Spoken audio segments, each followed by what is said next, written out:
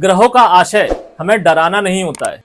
हमारे जीवन में कब क्या क्यों कैसे होगा, ये हमारी कुंडली के 12 भावों के माध्यम से जो भी ग्रह जहां पे भी बैठे हैं और जिस भी भाव को वो रिप्रेजेंट कर रहे हैं, ये वही बताते हैं। और जो भी भाव हमें हमारी इच्छा के अनुसार रिजल्ट देते हैं, वो हमारे लिए योग कारक हो जाते हैं, हमारे मित्र हो जाते हैं। और जो ग्रह हमारी इच्छा के विरुद्ध जाकर हमें रिजल्ट देते हैं या हम जो चाहते हैं वो हमें उस समय नहीं मिलता है, वही ग्रह हमारे लिए मारक या बाधक कहे जाते हैं। दरअसल देखा जाए तो हमारी कुंडली में कोई भी ग्रह मारक या बाधक नहीं है। हर एक ग्रह के कुछ अपने ट्रेड्स होते हैं, कुछ अपने तरीके होते हैं आपको चीजें देने के, प्रदान करने के।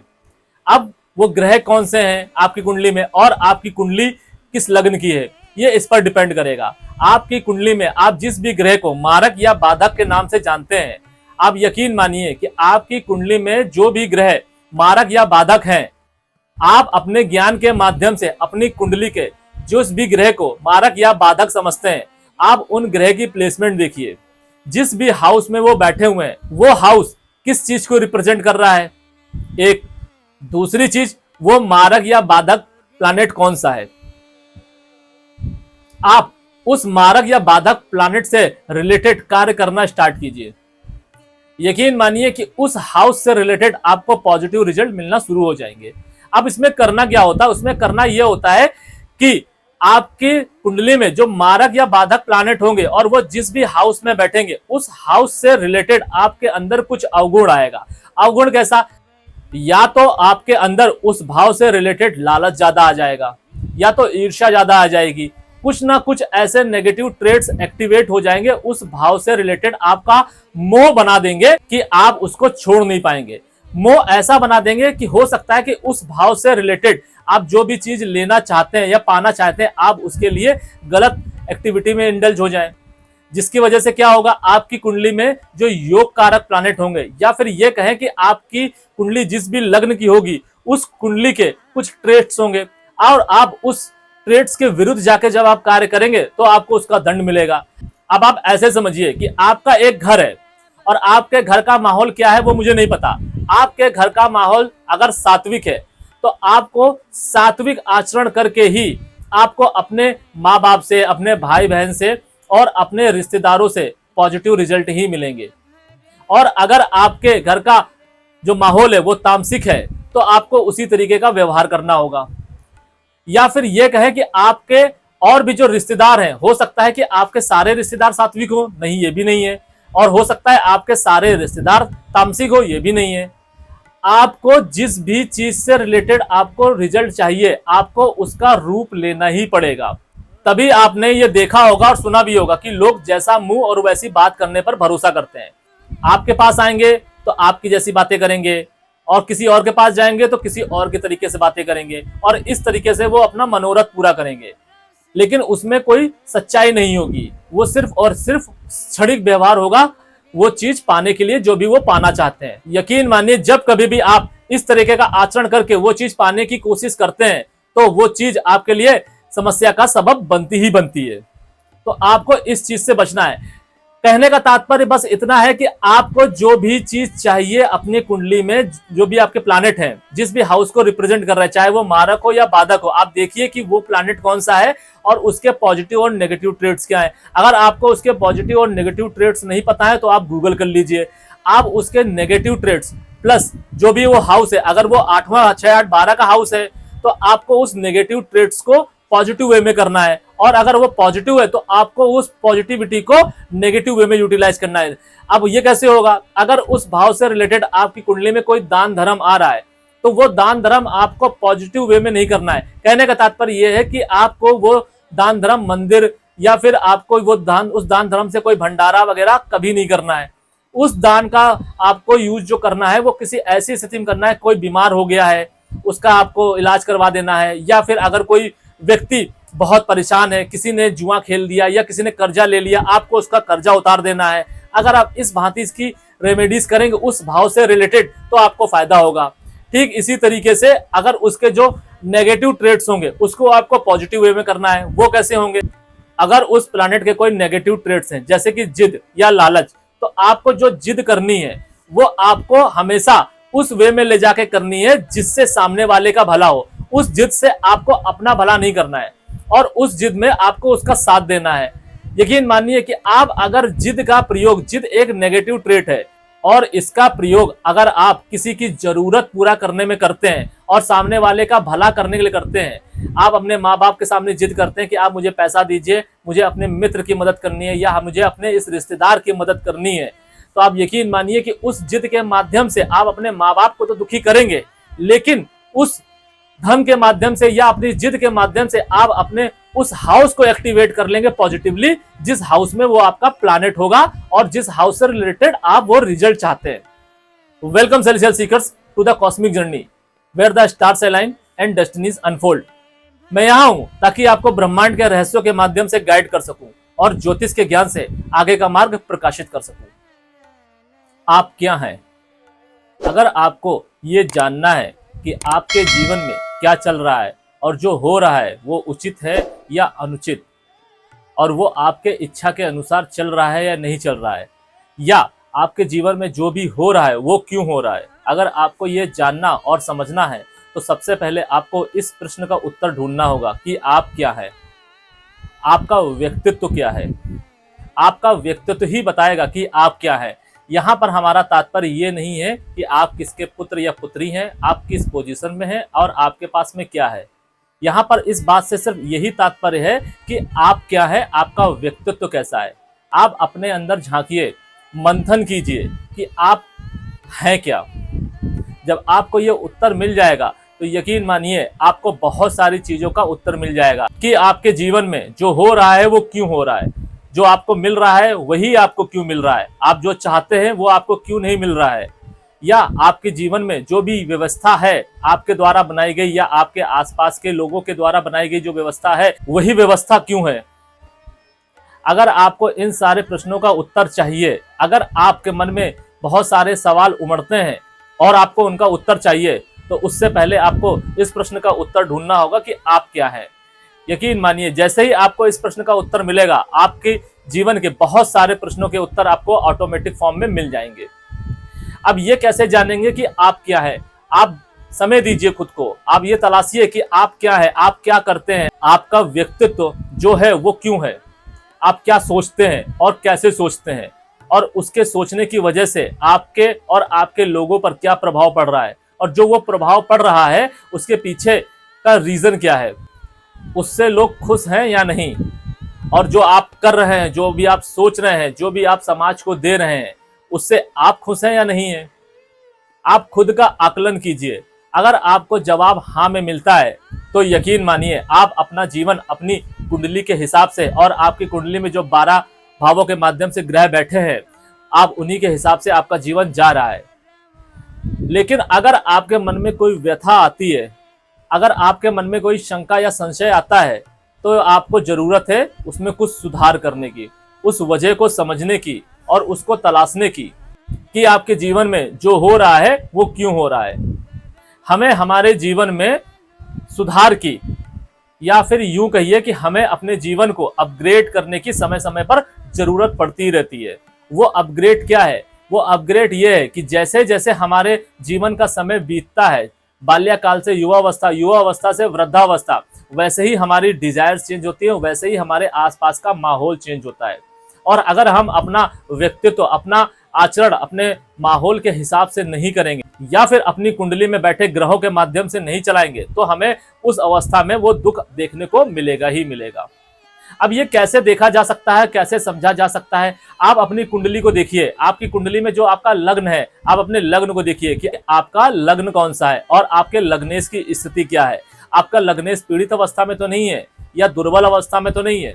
अगर आपका लग्नेश पीड़ित या दुर्बल अवस्था में होगा तो आप यकीन मानिए कि आपका व्यक्तित्व कमजोर होगा, और जब तक आप अपना व्यक्तित्व मजबूत नहीं करेंगे तब तक आपके जीवन में चाहे कितनी ही सुख सुविधा क्यों ना हो, चाहे आपके लोग आपके साथ खड़े हों, आपके पास धन हो, शिक्षा हो, सब कुछ हो, आप सुखी नहीं रह पाएंगे। आप अपने ही लोगों के द्वारा और अपने डिसीजन के माध्यम के द्वारा आप खुद को दुख पहुंचाते रहेंगे, अपने आसपास के लोगों को दुख पहुंचाते रहेंगे। ये सारी चीजें इस बात पर भी निर्भर करती है कि आपकी कुंडली में 12 भावों के माध्यम से जो भी ग्रह मारक या बाधक या योग कारक ग्रह बैठे हुए हैं वो आपको क्या देख रहे हैं, वो लग्न को देख रहे हैं या नहीं देख रहे हैं, दृष्टि माध्यम से देख रहे हैं या फिर वो लग्न में बैठकर अपना प्रभाव छोड़ रहे हैं। आप बस अपने लग्न को अच्छा कर लीजिए। 12 भावों में सबसे ज्यादा इंपॉर्टेंट हमारा लग्न होता है। अगर आपने अपने लग्न को अच्छा कर लिया तो आप ये मान के चलिए कि आप अपने व्यक्तित्व को निखार कर ले ही आएंगे। और जैसे ही आपका व्यक्तित्व निखरेगा आपको पहचान मिलना शुरू हो जाएगी। वो पहचान कुछ भी हो सकती है। आपकी कुंडली में लग्न से संबंध बनाने वाले प्लैनेट से रिलेटेड ही आपकी पहचान होगी और उससे आपको भागने की जरूरत नहीं है। फिर वो चाहे मारक प्लैनेट हो या बाधक प्लैनेट हो, आपको अपना आचरण उसी के अनुरूप रखना है। फिर वो चाहे अच्छा हो या बुरा हो, यही आपकी डेस्टिनी चाहती है।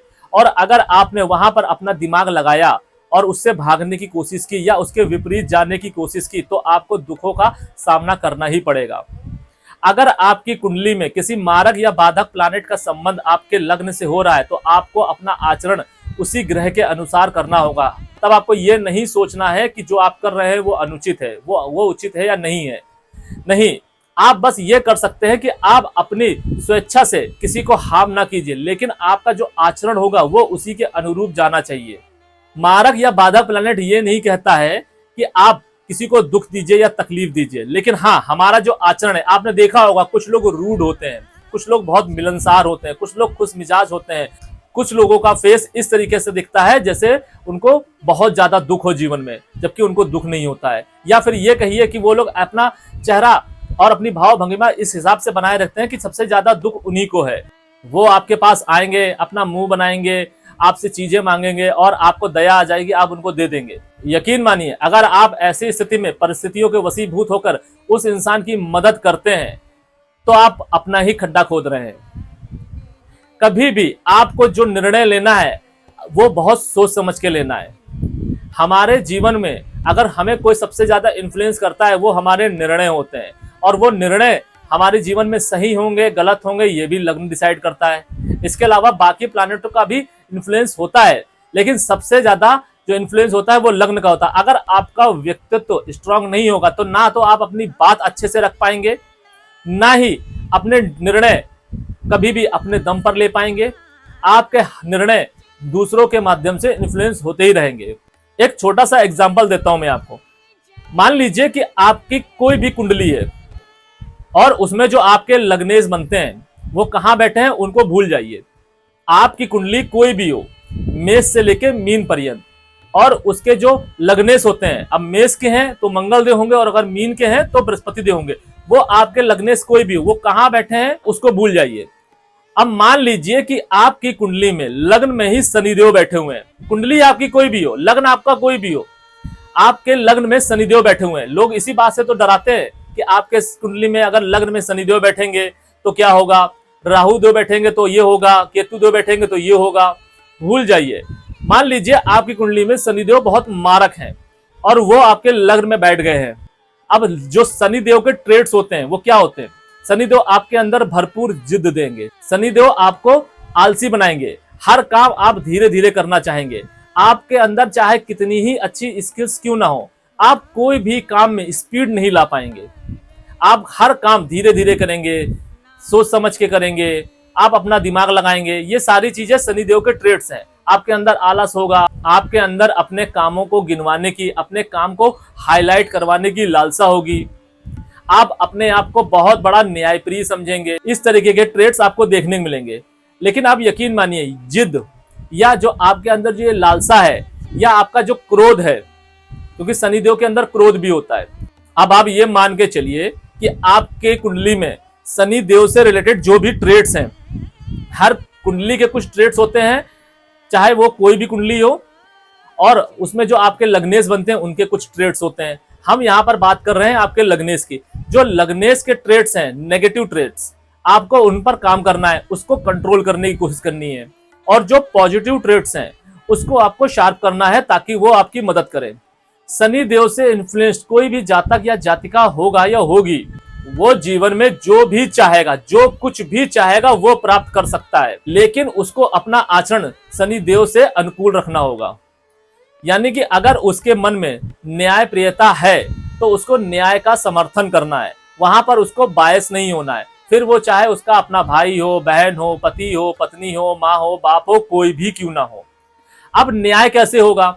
न्याय ऐसे होगा कि अगर आपको कुछ लग रहा है गलत, तो या तो आप उसमें पार्टिसिपेट मत कीजिए, और अगर आप उसमें पार्टिसिपेट कर रहे हैं तो आपको सिर्फ और सिर्फ सही का साथ देना है। और अगर आप सही का साथ देते हैं और गलत के अगेंस्ट खड़े होते हैं तो यकीन मानिए कि आप जो भी चाहेंगे जीवन में वो आपको मिलेगा, और उसका आप भोग भी कर पाएंगे, लाभ भी उठा पाएंगे, और आपकी अगली पीढ़ी भी ये कर पाएगी, और आपका समाज में नाम भी होगा। लेकिन अगर आपने इसके प्रतिकूल कार्य किया तो आपका समाज में नाम भी नहीं होगा। जो आप चाहते हो सकता है एक सर्टेन टाइम के बाद आप उसको पा तो लें, लेकिन उसका भोग नहीं कर पाएंगे, और इसका जो इफेक्ट आएगा वो नेक्स्ट जनरेशन में आपके आएगा ही आएगा। ये मान के चलिए कि आपका जीवन तो जैसे तैसे कट जाएगा, लेकिन आपकी संतान इसको एक बहुत बड़े कर्ज के रूप में भोगेगी ही भोगेगी। और अगर आप इसके लिए तैयार है तो आपका जो भी आचरण है, जो अभी तक आप करते आए, इसको कंटिन्यू रखिए। और अगर आप इसके लिए तैयार नहीं है तो आज ही जरूरत है इस पर विचार करने की, इस पर निर्णय लेने की। आप झांक के देखिए अपने पास्ट को। हमें नहीं पता है कि आज आपकी एज क्या है, आज आप कितने साल के हैं, और जिस भी एज में आप ये मेरा वीडियो देख रहे हैं, आप हमारे वीडियो को इसी समय रोकिए और विचार कीजिए कि जो भी आपके साथ पास्ट में हुआ है वो क्यों हुआ है। यकीन मानिए आपको दिखाई देगा कि जो भी दिक्कतें आपके जीवन में आई है उसके पीछे कोई और नहीं था, उसके पीछे सिर्फ और सिर्फ आप थे। जिस भी जातक या जातिका के जीवन में शनि देव का इन्फ्लुएंस होगा, या फिर ये कहें कि अगर लग्न से संबंध बनाएंगे शनि देव, तो उसकी जीवन को आबाद और बर्बाद करने का कारण जो होंगे वो शनिदेव ही होंगे। शनिदेव से हमारा तात्पर्य यह है कि आपके निर्णय ही होंगे। अगर आप वहां पर बायस हुए तो आपको इसका दुष्प्रभाव देखने को मिलेगा ही मिलेगा। शनिदेव का सबसे बड़ा ट्रेट है कि आपको बायस नहीं होना है कभी भी।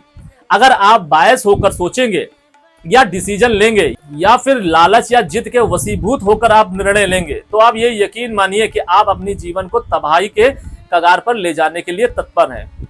आप तलाशिए, आप टटोलिए अपने जीवन को, आपने पास्ट में क्या किया है। आप हर एक इवेंट को नजदीकी से जाके देखिए कि जो भी चीज आपके जीवन में हुई है, हर एक क्षण पर सोचिए कि ये क्यों हुई, ये कैसे हुआ, ये क्यों हुआ। क्या उसको रोका जा सकता था?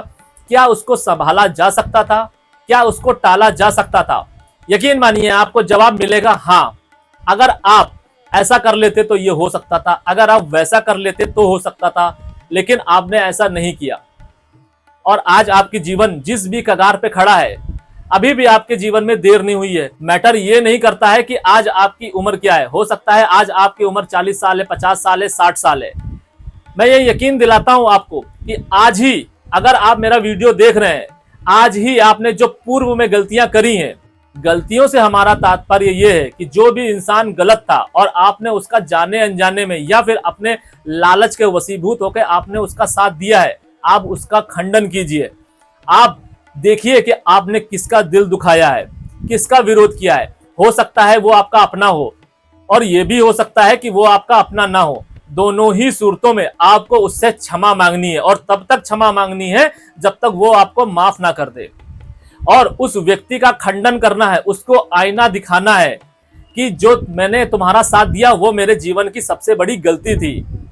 अगर आप ऐसा करते हैं तो आपने जो भी पाप अर्जित किए हैं अपने निर्णय के माध्यम से, आप उसको काट पाएंगे। और आपके जो संतान आपके कृत्यों के माध्यम से जो भी अभिशाप भुगत रही है उसको भी आप काट पाएंगे। फिर आप चाहे किसी भी स्थिति में हो, आपकी संतान चाहे किसी भी स्थिति में क्यों ना हो, हमारे जीवन में और हमारे आने वाली पीढ़ी पे जो भी प्रभाव पड़ता है वो हमारे कर्मों के माध्यम से पड़ता है। हमारे कर्म किधर लेके जा रहे हैं आप देखिए। बहुत सारे लोगों को इसमें बहुत ज्यादा आनंद आता है कि दूसरों की जिंदगी में क्या चल रहा है। एक दूसरा आनंद यह आता है कि उसकी जिंदगी में किस तरीके से हस्तक्षेप किया जाए। तीसरा आनंद यह आता है कि उसकी जिंदगी को किस तरीके से बिगाड़ा जाए। ये करने से उनको आनंद की तो प्राप्ति होगी, लेकिन आप इस बात का भी यकीन मानिए कि जीवन के एक पड़ाव पर आने के बाद में उनको ये सारी चीजें इस तरीके से हार्म करेंगी, इस तरीके से दंड देंगी कि उनको पछताने का भी मौका नहीं मिलेगा, और वो अपनी 2 से 3 पीढ़ियां खराब कर बैठेंगे। और उसमें यह भी देखने को मिलता है कि हो सकता है कि उनकी आगे की पीढ़ियां ही खत्म हो जाएं।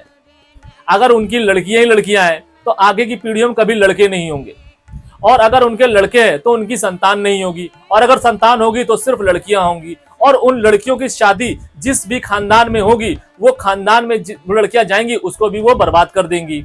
आप देखिए कि जिस भी घर में आपकी शादी हो रही है या जिस भी घर से आपका संबंध बनना है, संबंध वो मित्रता के माध्यम से हो या फिर वो किसी भी माध्यम से ही क्यों ना हो, आपके परिवार में भी कहीं कोई शादी होती है तो इसका मतलब ये नहीं है कि उस घर से आपका संबंध नहीं बनेगा। वो संबंध आपके लाइफ में किस तरीके से इन्फ्लुएंस लाएगा, ये सारी चीजें उसके कुंडली में बैठे हुए प्लैनेट डिसाइड करते हैं। अगर आप ये समझते हैं कि आपकी कुंडली में बैठे हुए प्लैनेट सिर्फ आपको ही इन्फ्लुएंस करेंगे, आपके ही जीवन में सुख या दुख लाएंगे, तो ये आपकी बेवकूफी है। आपकी कुंडली के बैठे हुए प्लैनेट आपके साथ साथ आपके आसपास के लोग और जो भी आपसे जुड़े हुए हैं उन सब के जीवन को प्रभावित करते हैं। आप देखिए कि अगर आपका जीवन बहुत अच्छा जा रहा है, आप अपने जीवन में एक सक्सेसफुल है, आपने बहुत ज्यादा धन अर्जित किया है, तो ये आपको देखने को मिलेगा कि उसके आसपास के जितने भी लोग हैं, उसके परिवार के जितने भी लोग हैं, उनके यहाँ आर्थिक संकट दूर हो चुका है। ठीक उसी तरीके से अगर कोई रिलेशन ऐसा आता है जिसका आचरण बहुत खराब है और वो कोई ऐसा कृत्य करता है या करती है जिससे समाज में उसके सम्मान की हानि होती है, तो उस सम्मान की हानि का कुछ हिस्सा आपके भी दामन में आएगा ही आएगा। अब इससे बचा कैसे जा सकता है? इससे बचने का सिर्फ और सिर्फ एक ही तरीका है, वो है आपका व्यक्तित्व, आपके निर्णय। हम आज के समय में जो सबसे ज्यादा जहां पर कमजोर हैं वो है हमारे निर्णय को लेके। हम आजकल सिर्फ और सिर्फ अपने लालच, अपनी जिद के वशीभूत होकर हर एक निर्णय को लेते हैं। हम ये देखते हैं कि अगर हम इस व्यक्ति के खिलाफ जाएंगे तो हमें आर्थिक नुकसान होगा, हमें व्यवहारिक नुकसान होगा। जिस समय हम ये देखना बंद कर देंगे, यकीन मानिए कि आपके हर एक जो निर्णय है वो सही साबित होंगे। और ऐसा नहीं है कि अगर उस निर्णय से आपके उस संबंध में अगर दरार आती है और वो छूटते हैं और उससे जो भी आपको धन हानि होती है या व्यवहार हानि होती है उसकी आप भरपाई नहीं कर पाएंगे। यकीन मानिए शनिदेव वो आपको सूद समेत लौटाएंगे। शनिदेव का संबंध कभी भी आपके लग्न से बनेगा तो आप इस बात से बेफिक्र रहिए कि आप जो चाहते हैं वो आपको नहीं मिलेगा। और आप इस बात से भी बेफिक्र रहिए कि आपने पूर्व जन्म में कोई बहुत बड़े पाप किए थे।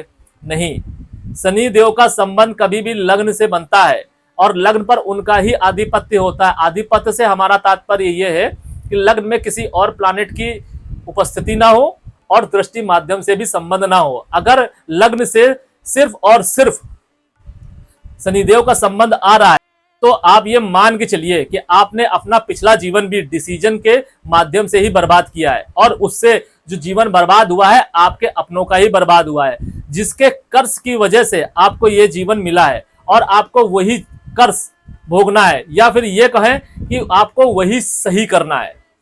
कोई पाप आपको ये जीवन में लेकर नहीं आया है, वो कर्ज लेकर आया है जो आपने एक गलत डिसीजन के माध्यम से लिया है। और ऐसा नहीं है कि आपको इस जन्म में उसको सही करने के मौके नहीं मिले होंगे या आपकी अंतर आत्मा ने इसका जवाब नहीं दिया होगा, लेकिन आपने कभी भी सही डिसीजन लेने की हिम्मत नहीं जुटाई होगी, यह तय है। अगर आपने वो सही डिसीजन लेने की हिम्मत जुटा ली तो आप यकीन मानिए आप अपने पूर्व जन्म के जो आपने कर्ज कमाया है वो और आपने जो इस जन्म में किया है गलत डिसीजन के माध्यम से, आप उन सबको एक साथ सही कर सकते हैं। और अगर इसके साथ साथ किसी अदर प्लैनेट की भी दृष्टि संबंध या फिर उनका आधिपत्य शामिल होता है लग्न के साथ में, तो हमें उस प्लैनेट की भी स्थिति देखनी होती है कि वो किस भाव में बैठकर दृष्टि संबंध बना रहे हैं और वो कौन सा प्लैनेट है, या फिर वो लग्न में ही बैठे हुए हैं तो उनकी जो डिग्री है वो कितने मजबूत स्थिति में है, मारक है या बाधक स्थिति में है, हमें यह देखना होगा। हम सिर्फ यही देखकर अपने व्यक्तित्व को, अपने आचरण को संभाल सकते हैं, ठीक कर सकते हैं। और जैसे ही हम अपने व्यक्तित्व और आचरण को संभालेंगे आपका लग्नेश ठीक हो जाएगा, और जैसे ही आपका लग्नेश ठीक होगा आपके अंदर एक सही डिसीजन लेने की क्षमता आ जाएगी। और हमारे जीवन को सबसे ज्यादा अगर कुछ प्रभावित करता है वो डिसीजन ही होते हैं। हमारे जीवन में अगर कुछ भी संशय आता है, हमें डाउट होता है कि हम क्या करें क्या ना करें, कोई भ्रम की स्थिति आती है, वो सिर्फ क्यों आती है? हमारे डिसीजन लेने की क्षमता को लेकर, क्योंकि हमारा दिल कुछ और कह रहा होता है और दिमाग कुछ और कह रहा होता है। और ऐसी स्थिति तब होती है जब हम किसी लालच या किसी परिस्थिति के वशीभूत में रहकर सोचते हैं। आपको किसी लालच या किसी परिस्थिति के वशीभूत में नहीं रहना है। आपके जीवन में कोई भी चीज परमानेंट नहीं है। जीवन का सबसे बड़ा सत्य मृत्यु है और मृत्यु ही आरंभ है। आपके जीवन में अगर आप मृत्यु के लिए तत्पर है और आपके अंदर मृत्यु का डर नहीं है, तो आप ये यकीन मानिए कि आप 80% आपके जो डिसीजन होंगे वो सही डायरेक्शन में जाएंगे, अगर आपका आचरण सही है तो। यहां पर आपको इस चीज का ध्यान रखना है कि अगर आपका आचरण सही है और आपके मन में मृत्यु को लेकर किंचित मात्र भी भय नहीं है, तो आप यकीन मानिए कि आपके अंदर से लालच तो चला ही जाएगा। आपको किसी के होने या ना होने का कोई फर्क नहीं पड़ेगा, फिर वो चाहे कितना ही बड़ा रिलेशन क्यों ना हो और चाहे कितना ही बड़ा धन हानि क्यों ना हो। आप हर एक चीज को छोड़ने की क्षमता रखेंगे। और भगवत गीता में भी भगवान श्री कृष्ण ने कहा है कि आपके जीवन में चाहे कितना ही बड़ा रिलेशन क्यों ना हो, और अगर आप उस रिलेशन को छोड़ने की हिम्मत नहीं रखते हैं तो आपका जीवन व्यर्थ है। आप हमेशा स्थितियों और परिस्थितियों के वशीभूत रहेंगे ही रहेंगे। आपके डिसीजन आपको इन्फ्लुएंस करेंगे ही करेंगे। आपको हमेशा अगर कुछ अच्छा करना है जीवन में, तो आपको हमेशा अपने व्यक्तित्व पर ध्यान देना है, अपने लग्नेश को ध्यान देना है, अपने लग्न पर ध्यान देना है। आप अपने लग्न को अच्छा कर लीजिए। आपकी कुंडली में 12 भावों के माध्यम से जो भी प्लैनेट, चाहे वो मारक हो, योग कारक हो या बाधक ही क्यों ना हो, वो चाहे जहां बैठे हो, वो खुद आपको समय समय पर इंडिकेशन देंगे कि उनको कैसे सही किया जा सकता है। ऐसी स्थितियां और परिस्थितियां बनेंगी, आपके पास में समय आएगा, चुनाव आएगा कि आप उसके माध्यम से उस भाव से रिलेटेड कर्म कीजिए, उस भाव से रिलेटेड चीजें कीजिए जिससे आप उस ग्रह को सही कर पाए। और जैसे ही आप ये कर पाने में कामयाब होते जाएंगे, आपका जीवन व्यवस्थित होता जाएगा, आपके लोगों का जीवन व्यवस्थित होता जाएगा। आप झांकिए अपने जीवन में कि आपके एक सही डिसीजन का फायदा आपके लोगों को कितना हुआ है और आपके एक गलत डिसीजन का फायदा आपके और आपके लोगों को कितना हुआ है। अगर अच्छा डिसीजन हमें फायदा देता है तो गलत डिसीजन हमें नुकसान भी देता है। तो आपको इसी भांति अपने लग्न की, अपने लग्नेश की स्थिति देखनी है। यहां पर यह मैटर बिल्कुल भी नहीं करता है कि आपकी कुंडली कौन सी है, आप किस लग्न के व्यक्ति हैं। अब बस आप ये देखिए कि आपके लग्न से संबंध कौन सा प्लैनेट बना रहा है, फिर वो चाहे मारक हो, बाधक हो या योग कारक ही क्यों ना हो। जो भी प्लैनेट आपके लग्न से संबंध बना रहा है, आपको अपना व्यक्तित्व उसी के अनुरूप रखना है। ये भूल जाइए आप कि आपकी कुंडली के लग्नेश कौन है। आपकी कुंडली के लग्नेश चाहे सूर्य देव हो, चंद्र देव हो, मंगल देव हो, बुध देव हो या बृहस्पति देव ही क्यों ना हो, कोई भी आपके लग्नेश हो सकते हैं। लेकिन अगर आपकी कुंडली में लग्न से संबंध कोई दूसरा प्लैनेट बना रहा है, शनिदेव बना रहे हैं, बृहस्पति देव बना रहे हैं, बुध देव बना रहे हैं, तो आपको अपना जो आचरण है, व्यवहार है, व्यक्तित्व है, वो उस प्लैनेट के अनुरूप ही रखना है। साथ ही साथ आपको यह देखना है कि आपकी जो कुंडली है वो किस लग्न की है और उस लग्न के पॉजिटिव और नेगेटिव ट्रेड्स क्या है।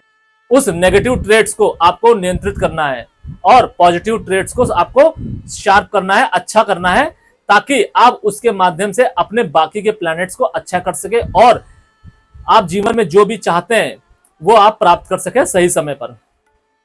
अगर आप ऐसा ही कर लेते हैं तो भी आप यकीन मानिए कि आप अपने जीवन को 25% अलाइन कर पाएंगे उसके अनुरूप, जिस अनुरूप आप चाहते हैं या आपकी कुंडली आपसे करवाना चाहती है। और जैसे ही आपका लग्न आपकी कुंडली के साथ अलाइन होगा तो आपके इष्ट देव और आपके भाग्येश भी आपके कुंडली के साथ अलाइन होने लगेंगे। ये ऑटोमेटेड फॉर्म में नहीं होगा, लेकिन समय समय पर आपको ये अनुभूति होगी और समय समय पर ये इंडिकेशंस आपके पास में आएंगे। किसी भी माध्यम से वो इंडिकेशंस आ सकते हैं कि आप अपने इष्ट देव को किस तरीके से अपनी कुंडली के साथ अलाइन कीजिए या फिर अपने भाग्येश को अपने कुंडली के साथ किस तरीके से अलाइन कीजिए। जैसे ही आप इन तीनों प्लैनेट को अपनी कुंडली के साथ अलाइन कर पाएंगे, वैसे ही हर वो चीज आप पा पाने में सक्षम होंगे जो आप पाना चाहते हैं और आप अपने पूर्व जन्म के पापों को भी काट पाएंगे। और यकीन मानिए इसका फायदा आपकी नेक्स्ट पीढ़ी को भी होगा, क्योंकि फल कैसे होंगे यह वृक्ष निर्धारित करता है। यह फल निर्धारित नहीं करते हैं कि उसका वृक्ष कैसा होगा। तो आपको यह बात भली भांति समझनी होगी। जरूरी नहीं है कि आप अपनी कुंडली का एनालिसिस करवाइए, और अगर आप फिर भी अपनी कुंडली का एनालिसिस करवाना ही चाहते हैं तो किसी योग कारक, किसी ज्ञानवान एस्ट्रोलॉजर से ही संपर्क कीजिए। वो कोई भी हो सकता है, आपको जो भी लगता है आप उससे करवाइए। साथ ही साथ आप ये भी जानने की कोशिश कीजिए, अगर आपकी जिंदगी में बहुत ज्यादा दुख है, बहुत ज्यादा तकलीफें हैं और आपको समझ में नहीं आ रहा है और आपकी जिंदगी बहुत ज्यादा उलझी हुई है, आपको समझ में नहीं आ रहा है कि शुरुआत कहां से करें, तो आपको यह भी जानने की जरूरत है कि आपने ऐसे कौन से पूर्व जन्म में पाप किए थे जिसकी वजह से आपका जीवन इस जन्म में इस हद तक उलझ गया है, और वो कौन सी गलतियां आपने इस जन्म में ऐसी कर दी हैं जिसकी वजह से आपका ये जीवन भी उलझता चला जा रहा है। आपको कोई राह नहीं दिख रही है, आपको अगर कोई कुछ बता रहा है तो वो समझ में आ रहा है लेकिन आप उसको एग्जीक्यूट नहीं कर पा रहे हैं। आपको अगर कोई कुछ बता रहा है तो आपका उसके साथ झगड़ा हो रहा है, आपके रिलेशन उसके साथ खराब हो रहे हैं। तो आप ये भी देखिए, ये सारी चीजें आपको अपने लग्नेश की स्थिति देखकर, अपने व्यक्तित्व को समझकर बहुत आसानी से आप इस पर नियंत्रित कर सकते हैं। लेकिन शर्त बस इतनी है कि आपको बायस बिल्कुल भी नहीं होना है। आपको जो अपना एनालिसिस करना है, आपको जो अपने व्यक्तित्व का आकलन करना है, वो पूर्णतया ईमानदारी के साथ करना है। आप ये मत सोचिएगा कि आप ऐसे नहीं है, आप एक्सेप्ट कीजिए कि आप ऐसे हैं। जब तक आप एक्सेप्ट नहीं करेंगे तब तक आप उस चीज पर कार्य नहीं कर पाएंगे, आप उस चीज को सही नहीं कर पाएंगे, आप अपने में सुधार नहीं ला पाएंगे। और जब तक आप सुधार नहीं ला पाएंगे तो यकीन मानिए कि आप जीवन में कुछ नहीं कर पाएंगे। आपने ये बात भली भांति सुनी होगी कि परिवर्तन ही जीवन का नियम है। वो परिवर्तन क्या है? वो परिवर्तन यही है, हमारे जीवन में सबसे बड़ा परिवर्तन हमारे व्यक्तित्व को लेकर होता है, हमारे चुनावों को लेकर होता है, हमारी सोच को लेकर होता है।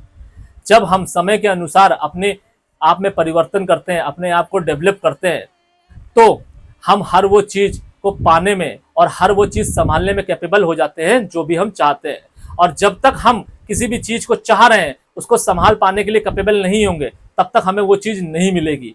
और अगर आप किसी भी तरीके से साम दाम दंड भेद करके वो चीज हासिल कर लेते हैं तो वो आपको सुख नहीं देगी, वो आपको दुख ही देगी। आशा है आज आपको समझ में आया होगा जो भी मैंने आपको लग्नेश के बारे में या आपके व्यक्तित्व के बारे में समझाने की कोशिश की है। अगर आपको कुछ भी ऐसा है जो समझ में नहीं आया है तो आप हमसे कमेंट्स के माध्यम से पूछ सकते हैं। आज के लिए बस इतना ही। सेलेस्टियल एनर्जीज आपका मार्गदर्शन करें और आपके आगे के सफर को प्रकाशित करें। शरणम।